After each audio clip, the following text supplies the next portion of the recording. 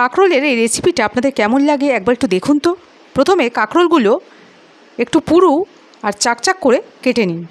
এরপর গরম জলে নুন হলুদ দিয়ে সিদ্ধ করে জল ঝরিয়ে রাখুন। গরম তেলে দুপাশ ভালো করে ভেজে নিন।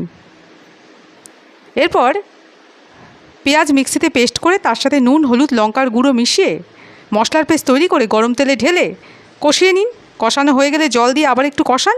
এরপর ভেজে রাখা কাঁকরোলের টুকরোগুলো দিয়ে মশলার সাথে ভালো করে মিশিয়ে ভাজতে থাকুন। জল শুকিয়ে এলে ভাজা ভাজা হয়ে এলে নামিয়ে ফেলুন। গরম গরম কাঁকরোল কালিয়া একদম রেডি। গরম ভাতে বা নরম রুটির সাথে খেতে খুবই ভালো লাগে।